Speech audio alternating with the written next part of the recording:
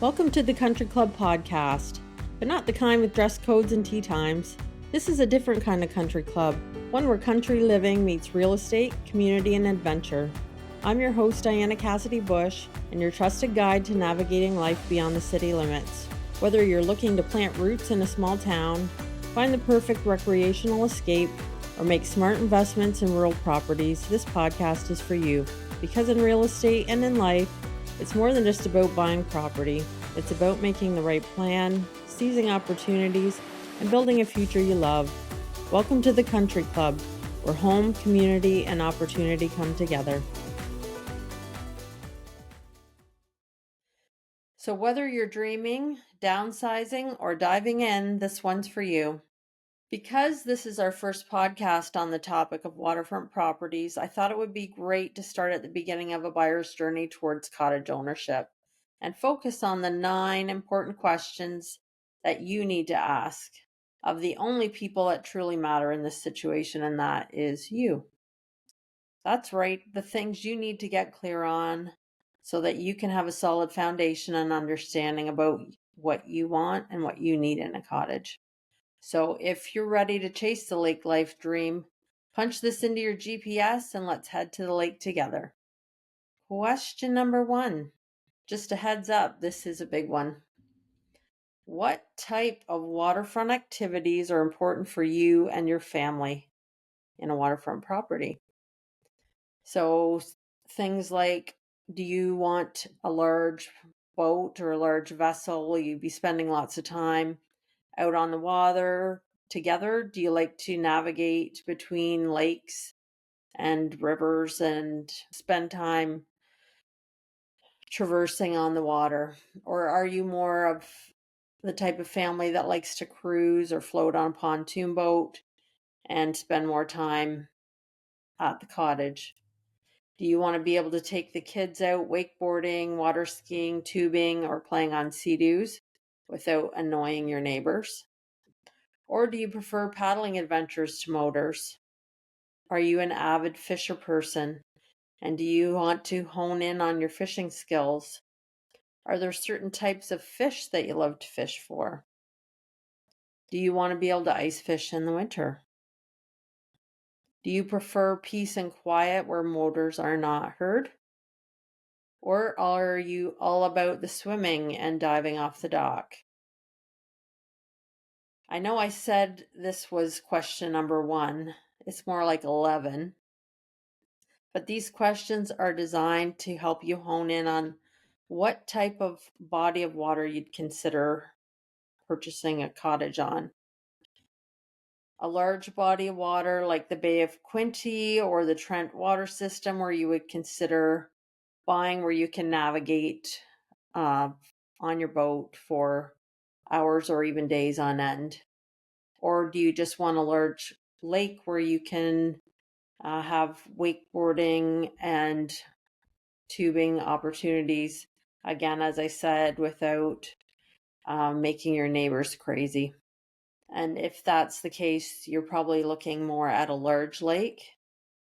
If you're just into swimming and paddling, a mid-sized lake or a quiet lake or even a river can be an option for you.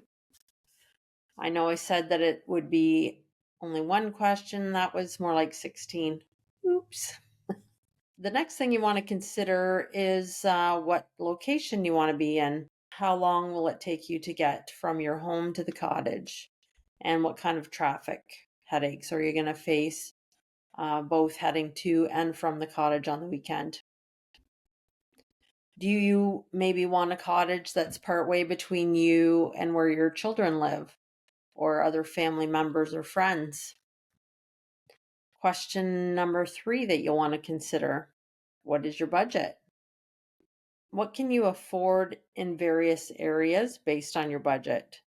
So maybe somewhere closer to Muskoka or Huntsville or the Kawarthas, you may be able to get less cottage, where if you go a little bit further afield, you may get more of a 4-season cottage for the same budget.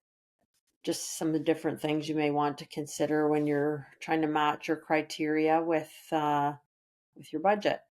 Number 4, do you need a 4-season cottage or is a 3-season fine for your current needs? If you're someone who's busy in the winter, maybe your children play hockey or you play hockey, or you're traveling a lot with various sports or different activities, or if you are someone that travels south in the winter and spends time there. Sometimes 3-season cottages can be converted to 4-season over time. Sometimes you want to plan for the long term. Maybe a 3-season cottage will get your foot in the door and get you started, and you look at what maybe the challenges will be of that particular cottage to make it 4-season, or a maybe even down the road you want to make it a 4-season home. Number 5 question: what type of accessibility to the cottage is important to you?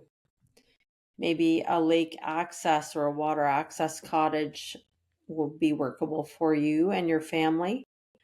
And some other things you may want to consider, and it may only be like driving to that location to sort of learn what your likes and dislikes are.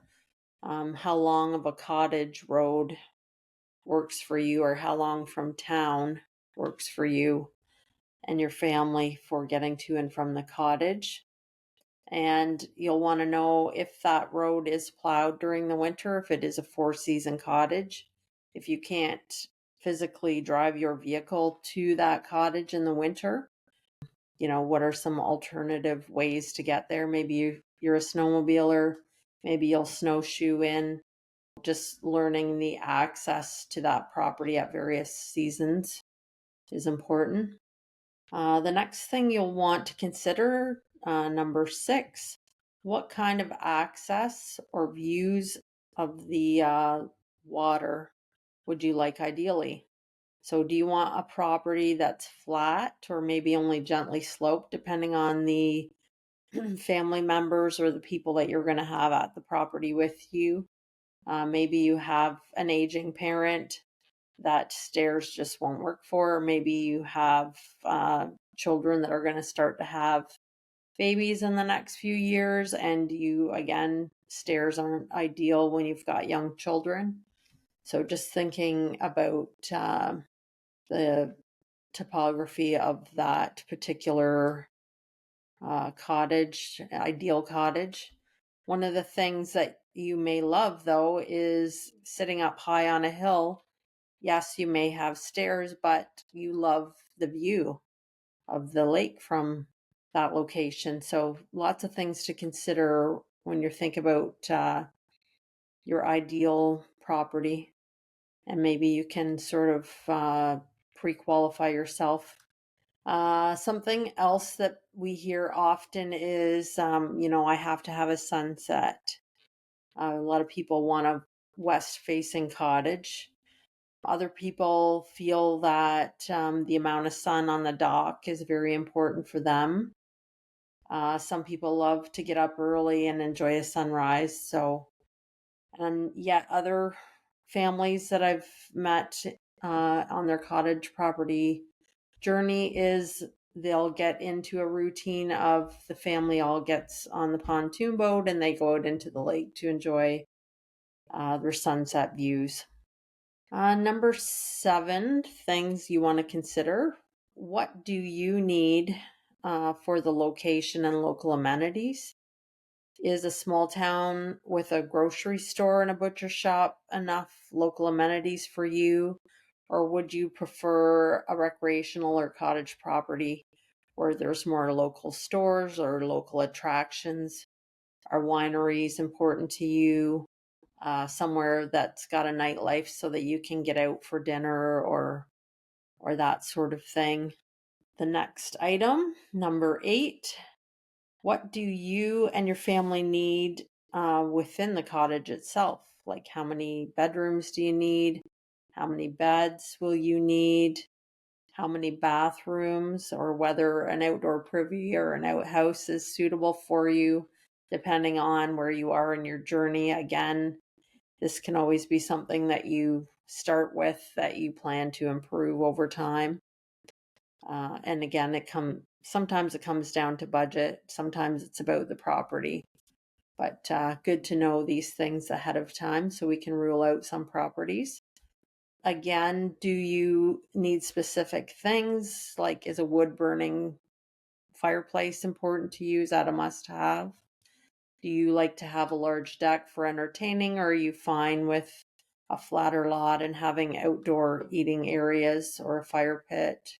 Is something with a screened-in porch a necessity for you? What are you looking for within a kitchen or a family room? Again, can this be something that over time becomes what you need it to be, given the space that's there, or are you looking for something turnkey? And question number 9, last but not least, are you looking for a family cottage, a year-round home, or are you buying a cottage as an investment, planning to rent it out? Again, people buy recreational properties and it can have a multitude of uses, but are you planning to buy it now and maybe move there in retirement? Or do you want some rental income to help you with your carrying costs?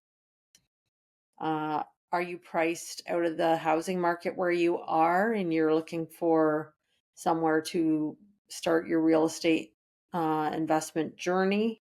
And you want to have like a home outside of the city? Lots of things to consider, lots of options.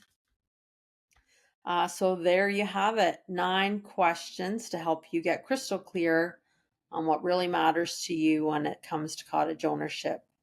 It's not about what's trendy, what your neighbor has, or even what's available on the market today.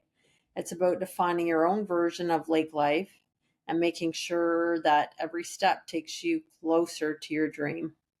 Please subscribe to our podcast, leave feedback, or share this with a friend. I can't wait to check in with you next time on the Country Club Podcast. Thanks for joining me at the Country Club today. I hope our conversation has helped guide your journey. Whether you're looking to plant roots in a small town, find the perfect recreational escape, or invest in rural properties, every situation is unique, and I'm here if you need a trusted resource on your real estate journey. As always, consult with a qualified professional before making any investment decisions. I'm Diana Cassidy-Bush, and I'll see you next time with more conversations about thriving beyond the city limits. Click the follow button for the Country Club Podcast with Diana Cassidy-Bush on your favorite podcast platform, and let's start building your future together.